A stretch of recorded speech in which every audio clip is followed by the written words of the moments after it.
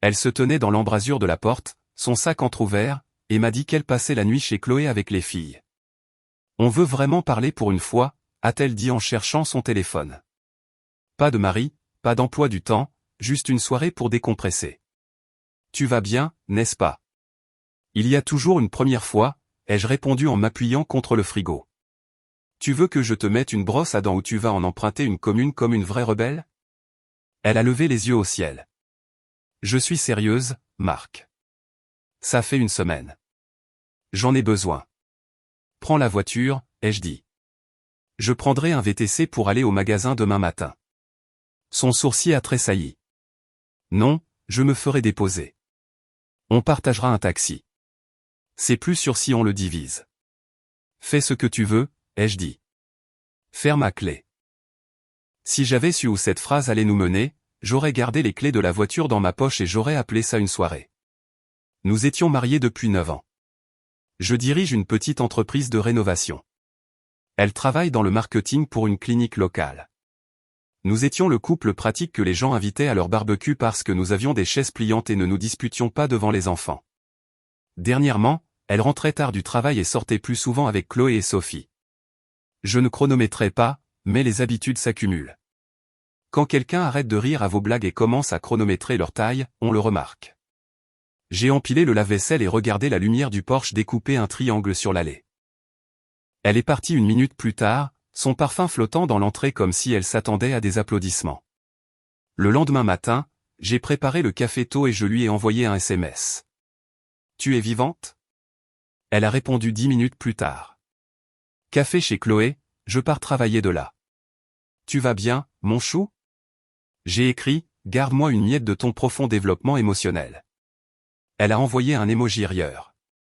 Cela ressemblait à un accusé de réception. La première vraie fissure n'a pas été un cri, juste la façon dont elle a commencé à me parler comme si je faisais partie des meubles. Une semaine après la soirée entre filles, elle est rentrée à 22h, chaussures à la main, et a jeté un « ne m'attends pas la prochaine fois » par-dessus son épaule comme si nous l'avions répété. J'étais sur le canapé à examiner les devis pour une rénovation de cuisine. Tu as manqué le dîner, lui ai-je dit. J'ai pris une salade, a-t-elle dit, marchant déjà dans le couloir. Et demain? On avait dit qu'on irait à la soirée de Daniel, n'est-ce pas, a-t-elle dit, d'un ton monocorde. Je pourrais être débordé. On verra. On verra, pour moi, ai-je dit en refermant l'ordinateur portable. Ça veut dire on verra, Marc, elle a haussé un sourcil comme si j'étais un élève lent. Ne sois pas intense. Je ne suis pas intense, ai-je répondu. Je suis marié. Elle a haussé les épaules. Alors sois flexible. Je l'ai regardé disparaître dans la chambre. Le mot flexible est resté sur ma langue comme un défi. 2 jours plus tard, j'ai pris l'initiative. J'ai changé le plan du dîner sans consulter. Quand elle a envoyé un SMS en fin d'après-midi, en retard, n'attends pas, j'ai répondu, pas de problème. Annuler la soirée de Daniel. Réserver une table chez Henri pour vendredi. On fera une soirée tôt. Pas de téléphone. Elle a répondu par un pouce levé et 5 minutes plus tard, un point d'interrogation. Alors c'est sympa. J'essaierai de venir. Tu essaieras? Ai-je marmonné, en me fixant une nouvelle règle. Je ne la poursuivais pas. Si elle voulait entrer, elle pouvait fabriquer une porte. Vendredi est arrivé. Elle est arrivée 20 minutes en retard au restaurant. Cheveux parfaits, sourire allumé comme une lumière de scène. Elle s'est glissée dans la banquette et m'a embrassé la joue. Le trafic était horrible, a-t-elle dit, tendant son manteau à l'hôtesse. Le trafic ne s'applique pas à l'intérieur d'un bar, ai-je coupé, mais d'accord. Elle a jeté un coup d'œil au menu, n'a pas répondu. Un couple à la table d'un accent grave côté Harry trop fort. Des couverts ont teinté. Elle a demandé au serveur une eau pétillante et a scanné son téléphone sous la table. Range-le, lui ai-je dit. Elle s'est raidie. Je vérifie quelque chose pour demain. Demain peut attendre 1 heure, ai-je dit. Pas de téléphone. Nouvelle règle de la maison. Elle a glissé le téléphone dans son sac. Je ne suis pas une enfant. Bien, ai-je dit. Alors la règle convient. Cela m'a valu un mince sourire. Nous avons commandé. Elle a abordé des sujets de surface, des couleurs de peinture, une émission que son équipe promouvait, une chose amusante qu'une infirmière avait dite à la clinique. Elle a évité tout ce qui nous ressemblait. Je l'ai testé avec quelque chose de petit. Ta sœur m'a appelé à propos de Thanksgiving. J'ai dit vouloir coordonner. Elle t'a appelé? Le sourire s'est fissuré. Elle avait une question sur le fumoir. J'ai continué en lui demandant si je pouvais accueillir à nouveau. J'ai dit qu'on y réfléchirait. Ne t'engage pas pour moi, a-t-elle dit. Je ne l'ai pas fait, ai-je répondu. Je lui ai dit que tu la recontacterais, ce que tu n'as pas fait, au fait. Elle a étalé une serviette sur ses genoux. Je le ferai. Calme-toi. Je suis calme, ai-je dit. Je remarque juste. Elle a expiré par le nez. Remarquez discrètement. Le serveur est arrivé avec un plateau et la conversation s'est portée sur la vie des autres. Nous avons terminé, sommes allés à la voiture. Sur le chemin du retour, elle a regardé par la fenêtre comme si la ville l'offensait. Tu as l'air d'étudier une scène de crime, ai-je dit. Je suis fatigué, a-t-elle répondu. Ça fait un mois que c'est ton titre, ai-je dit. Tu veux que j'arrête de planifier quoi que ce soit après 18 heures? Dis-le. Je veux que tu comprennes que mon travail n'est pas de 9 heures à 17 heures, a-t-elle répliqué. Je comprends beaucoup de choses, ai-je dit. Ce que je ne comprends pas, c'est ton attitude. Si tu as besoin d'espace, utilise tes mots. Sa mâchoire s'est crispée. Tu m'étouffes. Je t'ai emmené dîner, ai-je dit. Si c'est ça étouffé, la barre est basse. Peut-être que la barre doit être basse pour t'atteindre, a-t-elle dit, presque joueuse, puis a fermé la bouche comme si elle était allée trop loin. Voilà, ai-je dit légèrement. Le mystère est résolu. Je suis le problème. Je n'ai pas dit ça. Tu l'as pensé. Elle est restée silencieuse pendant le reste du trajet. Quand nous sommes rentrés, elle a pris son ordinateur portable et est allée dans la chambre d'amis en me saluant de la main. J'ai besoin de finir un dossier. Finis ton dossier, ai-je répondu. Je suis resté dans la cuisine et j'ai établi une autre règle sans l'annoncer. Plus d'attente avec de la nourriture chaude. Je cuisinais ce que je mangeais et elle pouvait se débrouiller comme un raton laveur à minuit. Dimanche, elle a adopté un nouveau ton, taquin avec une pointe, comme si elle tirait sur des fils. Nous étions dans le jardin de nos amis Daniel et Solange, où chaises pliantes et assiettes en carton formaient un écosystème. J'avais préparé de la salade de pommes de terre. Elle est arrivée avec une heure de retard et a fait teinter une bouteille de seltzer avec Solange. Problème de femme qui travaille, a-t-elle dit comme une blague. Certaines d'entre nous ne sont pas à la maison avant 16 heures. Daniel m'a regardé puis a détourné le regard. C'est un homme sec. Il déteste être au milieu. Solange l'a serré dans ses bras, lui a posé des questions sur la clinique.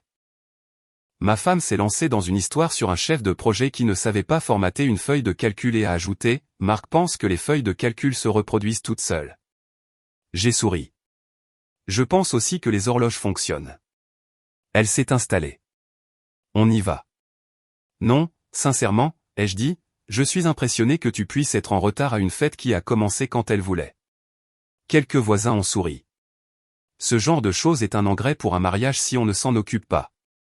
J'ai détourné la conversation du fossé. Daniel, ta clôture est belle, ai-je dit.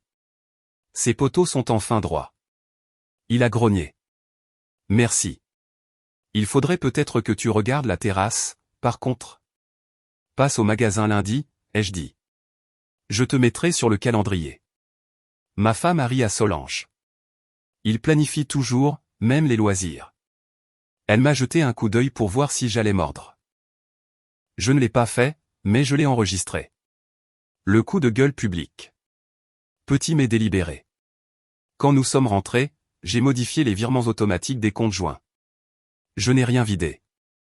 Je ne suis pas mesquin.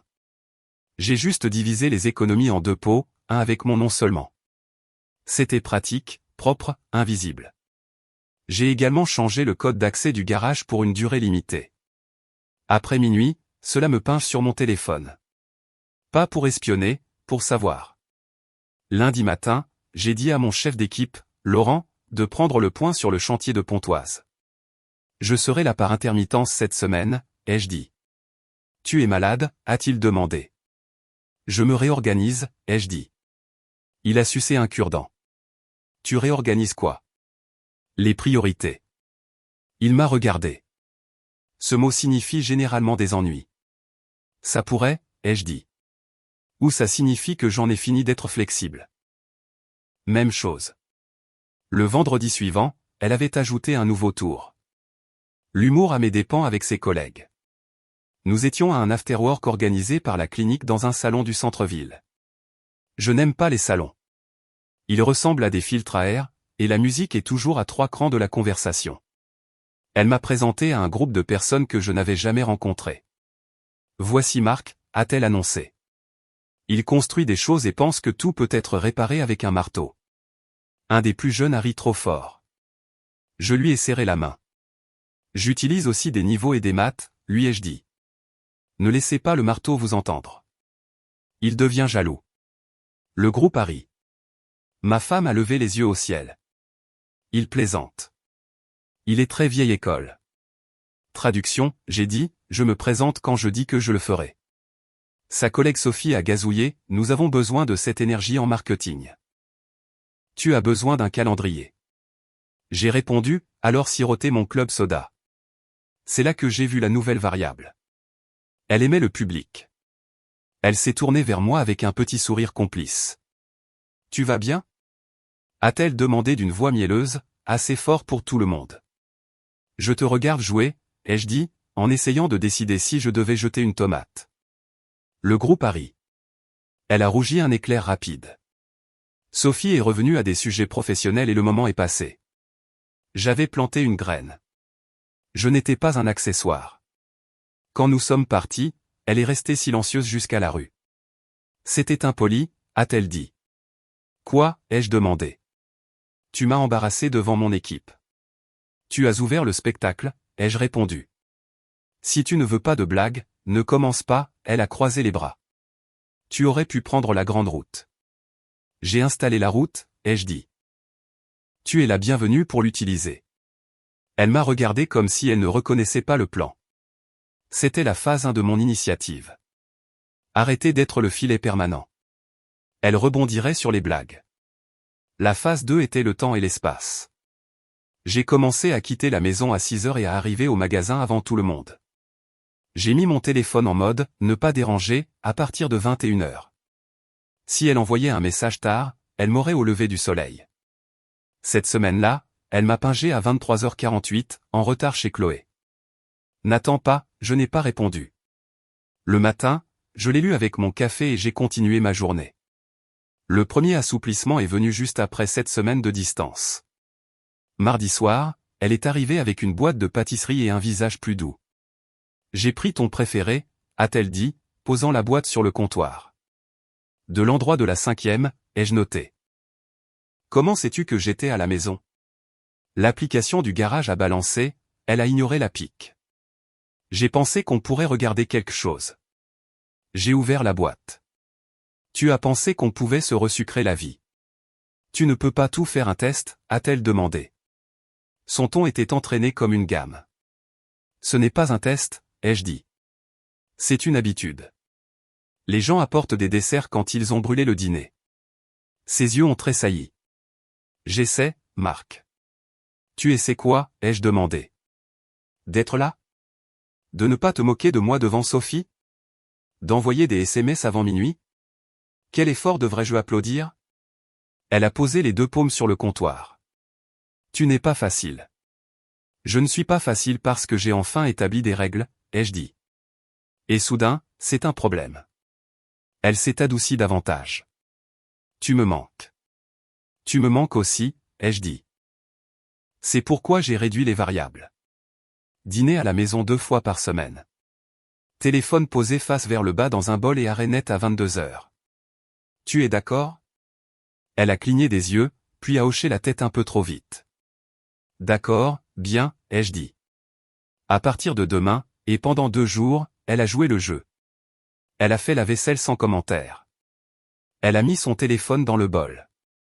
Elle a même posé des questions sur le chantier de Daniel comme si elle se souciait de la réponse.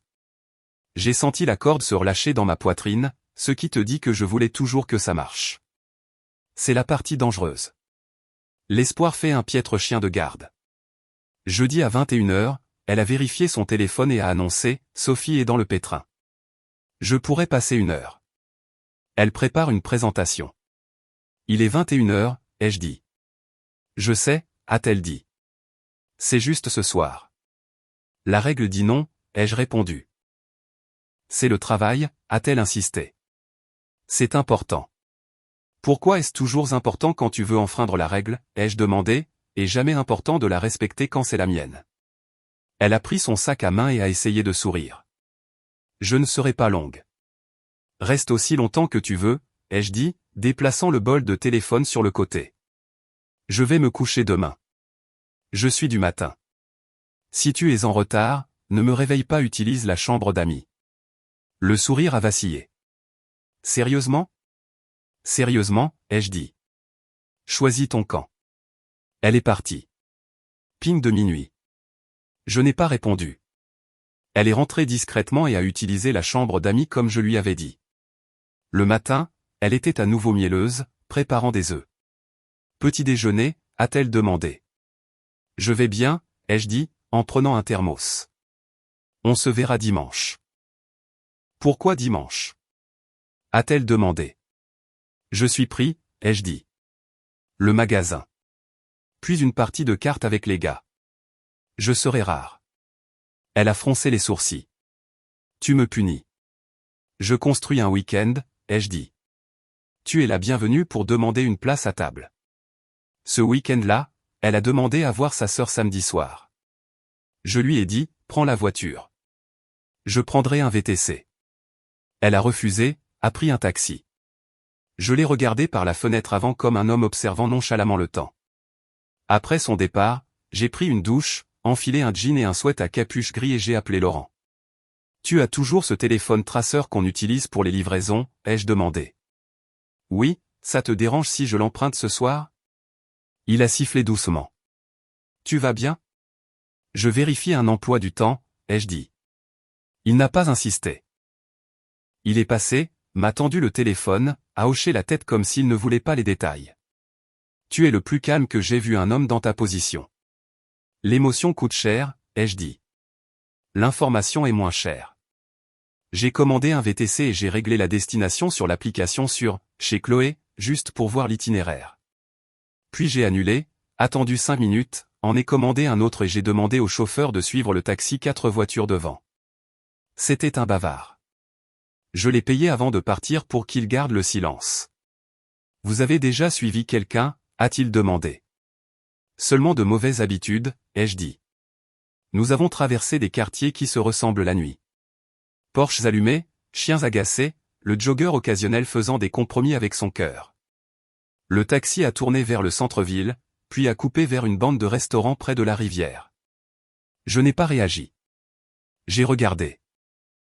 Le taxi s'est arrêté devant un endroit de gamme moyenne avec une terrasse. Ma femme est sortie. Un homme en blazer s'est levé d'une table et a fait signe. Elle s'est dirigée directement vers lui, sans coup d'œil hésitant, comme s'ils avaient fait ça 6 fois et affiné le timing. Il l'a serrée dans ses bras. Elle l'a serrée en retour comme si ce n'était pas leur première répétition. Mon chauffeur a jeté un coup d'œil dans le rétroviseur. Vous voulez que je m'arrête, a-t-il demandé. Continuez à rouler, ai-je dit. Puis faites demi-tour et garez-vous dans la rue latérale. J'ai pris 2 photos de l'ombre du trottoir, l'étreinte, la main sur le bas de son dos, le murmure près de son oreille. Simple, pas dramatique, pas de mise en scène. La vérité n'a pas besoin de monologue. J'ai envoyé les photos à ma propre adresse email, puis à un dossier que j'avais créé avec un nom anodin. Fait.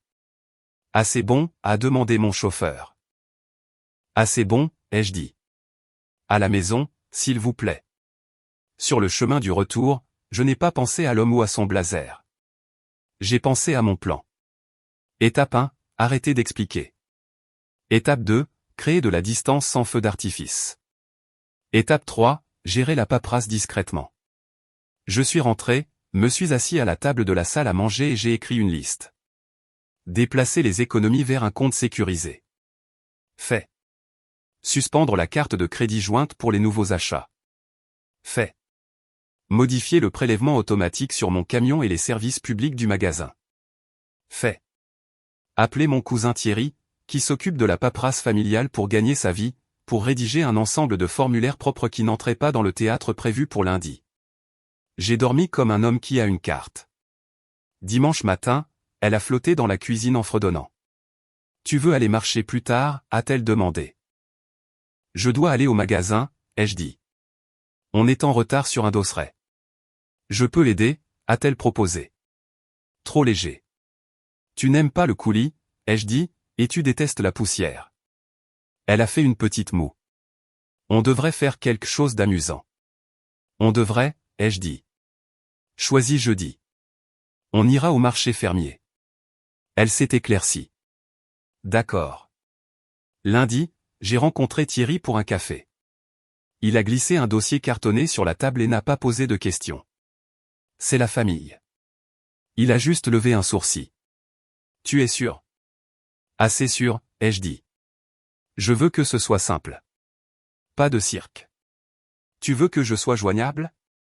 Non, ai-je dit, je veux que ce soit géré. Discrètement, il a tapoté le dossier. C'est propre. Bien, ai-je dit. Je ne suis pas ici pour gagner. Je suis ici pour finir. J'ai emporté le dossier à mon bureau au magasin, l'ai enfermé dans un tiroir et je suis retourné aux mesures. Personne dans mon équipe n'a rien remarqué. Les hommes remarquent la peinture fraîche, pas l'air vicié. Le deuxième assouplissement est arrivé en milieu de semaine.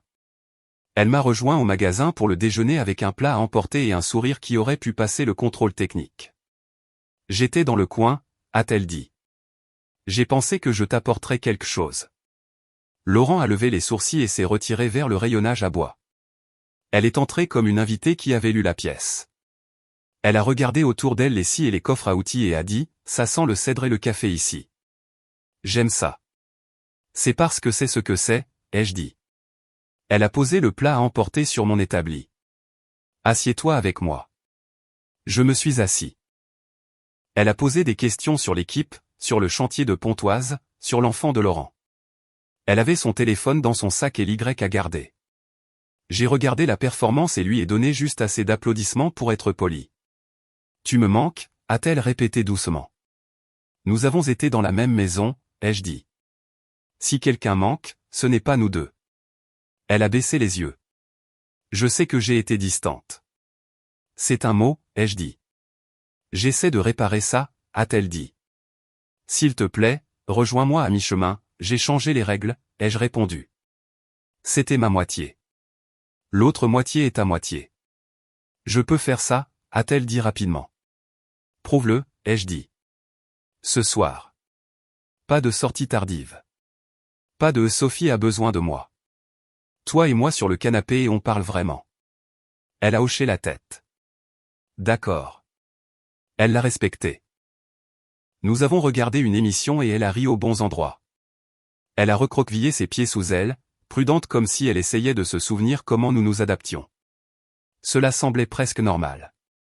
À 22 heures, elle m'a embrassé la tempe et a dit « Merci ». J'ai hoché la tête. Je n'ai pas bougé. J'ai appris que lorsque quelqu'un vous vend la normalité, il faut attendre la facture. La facture est arrivée 2 jours plus tard, estampillée « Urgent ». J'étais au magasin tôt quand mon téléphone a vibré avec son SMS. Je reste chez ma sœur ce soir. Elle a besoin d'aide pour des trucs à la maison. N'attends pas, j'ai regardé le message. J'ai imaginé le restaurant, la main sur son dos, la façon dont elle n'avait pas scanné la pièce. Des trucs à la maison, était une jolie expression. J'ai appelé sa sœur Laura avant que mon café ne refroidisse. Laura a répondu à la 3e sonnerie. Salut, Marc. Bonjour. Ai-je dit, tu es prête pour la cavalerie? Quelle cavalerie? Ta sœur. Elle a dit qu'elle restait chez toi pour aider avec des trucs à la maison. Silence, puis un petit soupir. Je suppose qu'elle ne s'attendait pas à ce que tu appelles. Je suppose beaucoup de choses dernièrement, ai-je dit. Marc, a-t-elle dit, la voix plus douce. Elle n'est pas là et je n'ai pas besoin d'aide. Je le pensais, ai-je dit. Je suis désolé, a-t-elle dit. Je déteste ça. J'apprécie que tu ne mentes pas, ai-je dit, tu es libre pour le petit déjeuner demain. Un battement. Tu veux que je sois là quand elle rentrera? Oui, ai-je dit. Je veux que ce soit calme et que ce soit fini. Tu peux venir à 8 heures? Je serai là, a-t-elle dit. Tu as besoin de quelque chose? Un témoin, ai-je dit, et ta capacité à rester immobile. Je peux faire les deux, a-t-elle dit. Marc, tu vas bien? Je vais bien, ai-je dit. J'ai un plan.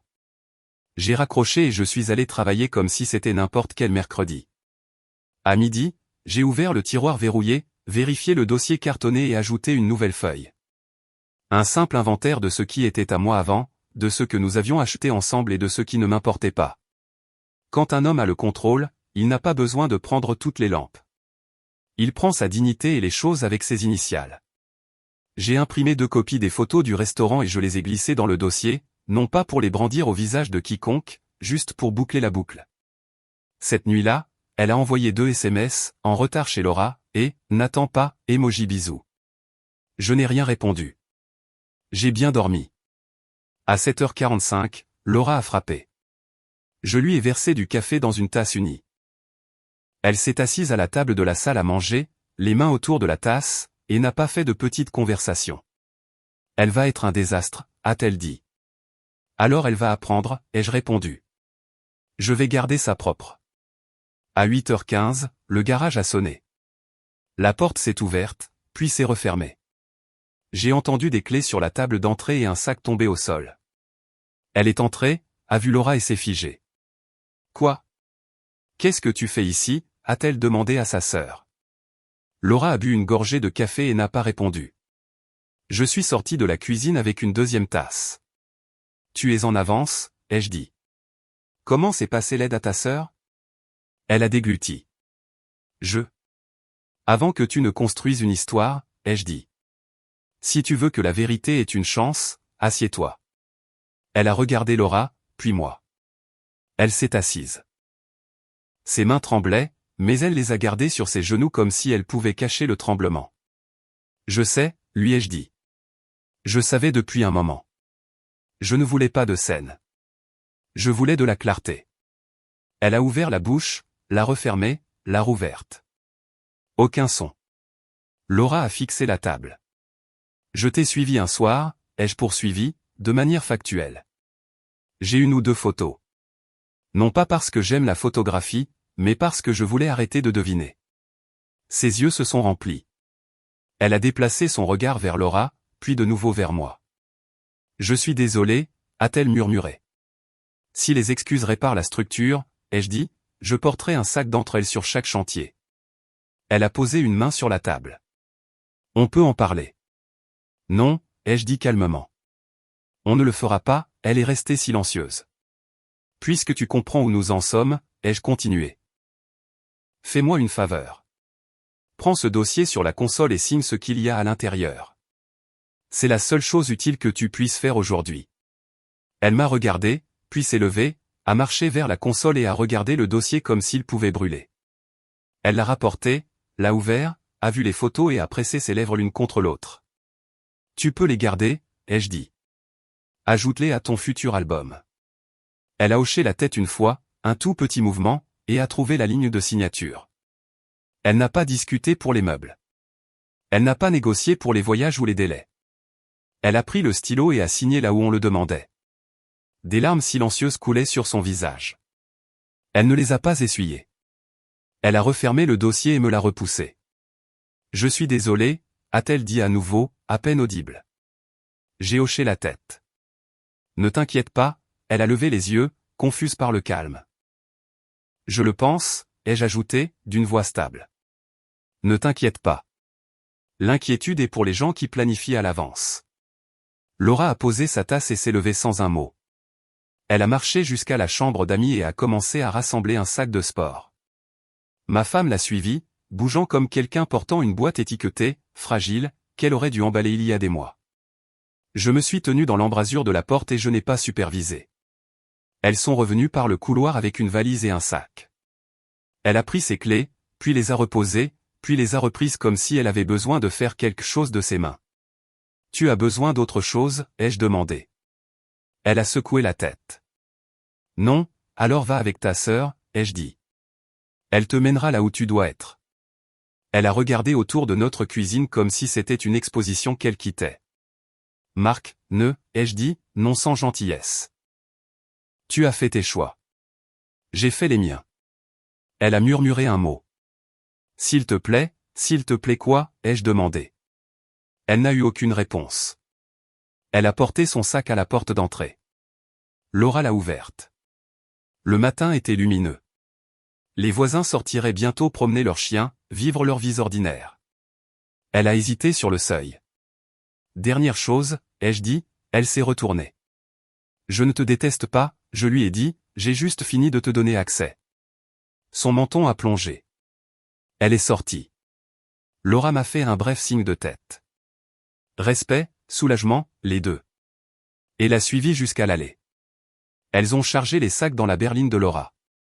Le moteur a démarré, a reculé et est parti. J'ai fermé la porte. La maison a produit un nouveau son. Le silence avec intégrité. Si tu t'attendais à ce que je m'effondre, tu n'as pas écouté. Je ne suis pas fait de verre. Je ne suis pas non plus fait de pierre. Je me suis appuyé sur le comptoir et j'ai laissé les 9 dernières années s'organiser en une leçon. Puis, je me suis levé, j'ai fait une liste et j'ai commencé à la vivre. Premièrement, j'ai appelé Thierry et je lui ai dit que le dossier était signé. Il a dit qu'il s'occuperait du reste. Deuxièmement, j'ai envoyé un message à Laurent. Je suis là toute la semaine. Mets-moi sur toutes les estimations que tu peux. Il a répondu par un pouce levé, et 5 minutes plus tard, 3 adresses. Troisièmement, j'ai supprimé son nom du prélèvement automatique pour les services publics, mis à jour l'assurance et entièrement réinitialisé le code du garage. Puis, je suis allé au magasin et j'ai travaillé jusqu'à 19h parce que le travail est honnête. Il te paie exactement ce que tu y mets. Il ne flirte pas avec ta patience. Cette première semaine seule, j'ai dormi profondément et me suis levé tôt. J'ai dit oui à une sortie à vélo le samedi avec mon ami Marc. C'est un ambulancier qui parle en phrases de 3 mots et qui les pense toutes. Nous avons fait une boucle hors de la ville et de retour, nous nous sommes arrêtés pour le petit déjeuner dans un restaurant où les œufs arrivent vite et le café est industriel. Il n'a pas demandé de détails.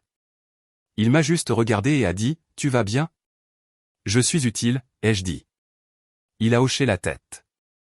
Ça compte. Au magasin, j'ai commencé à former un nouveau gars, un gamin avec de bonnes mains et aucune capacité d'attention. Je lui ai appris à mesurer 2 fois, couper 1 fois, et garder sa bouche fermée quand les clients parlent. Les soirs, je jouais aux cartes sur la terrasse arrière avec un petit cercle d'hommes qui connaissent la valeur du silence. Nous n'avons pas trinqué à de nouveaux commencements. Nous avons distribué les cartes. Nous avons parlé de robinets cassés, des chances en séries éliminatoires et de savoir si on peut faire confiance à un voisin qui peint sa maison en hiver. La réponse est non. Le mot s'est répandu dans notre cercle que j'étais célibataire. Je n'ai pas publié de manifeste. Je n'ai rien brûlé. Je n'ai pas joué pour Internet. Laura m'a envoyé un message exactement 1 fois. Merci d'avoir gardé sa propre. J'ai répondu, merci d'être venu. Elle en est restée là. Quant à mon ex, elle n'a rien contesté. Elle a déménagé dans une location de l'autre côté de la ville. J'ai entendu dire par un ami commun que l'homme du restaurant était moins fiable que son blazer ne le laissait paraître. Étonnant. Elle m'a envoyé un message 1 fois, juste pour dire « Je suis encore désolé ». Et je n'ai pas répondu. Non par méchanceté, mais par achèvement. La maison est à moi maintenant, de la manière dont un espace devient le tien lorsque tu tiens ta ligne. J'ai gardé la table à manger et remplacé le canapé. J'ai acheté un pick-up d'occasion pour l'équipe et un sac de frappe pour le garage. Les dimanches, je conduis jusqu'à la rivière et je marche sur le chemin avec un café. Parfois, une femme avec un golden retriever se met à marcher à mes côtés et nous parlons de rien sur 1 kilomètre. Si cela se transforme en quelque chose, ce sera parce que nous respectons tous les deux les règles, et non parce que l'un de nous a besoin d'un filet. Est-ce que j'ai encore mal? Certains matins, oui. Cela apparaît quand je trouve un de ces élastiques à cheveux dans un tiroir ou que je vois un reçu avec son écriture. Et je me souviens que j'aimais la boucle sur son G. La douleur fait partie de la facture. Mais je suis content d'avoir suivi ce taxi. Je suis content d'avoir écrit la liste et déplacé l'argent et lui avoir dit de signer. Vivre dans le brouillard est pire que respirer de l'air pur qui pique. Les gens demandent comment je suis resté si calme. Voici la réponse. J'ai décidé tôt que mon travail n'était pas de la convaincre. C'était de me respecter. J'ai appliqué des règles et je n'ai pas fait de sermon. Quand elle a insisté, j'ai modifié la logistique. Quand elle a menti, j'ai pris rendez-vous pour le petit déjeuner. Quand il était temps, je lui ai tendu un stylo. Maintenant, je travaille plus. Je vois plus mes amis. Je mange mieux que lorsque j'attendais des dîners froids. Le magasin connaît sa meilleure année. Non pas parce que je me punis avec des heures, mais parce que la concentration est moins chère que le stress. Il y a une femme que j'ai rencontrée par l'intermédiaire d'un client. Elle dirige une petite équipe d'aménagement paysager, connaît les noms des arbres et se présente quand elle dit qu'elle le fera. Nous avons pris un café 2 fois. Nous avons gardé les choses simples. Nous avons ri d'une vanne d'arrosage cassée comme si c'était une tragédie grecque. Elle m'a dit qu'elle respectait les gens directs. Je lui ai dit que je ne parlais plus que cette langue.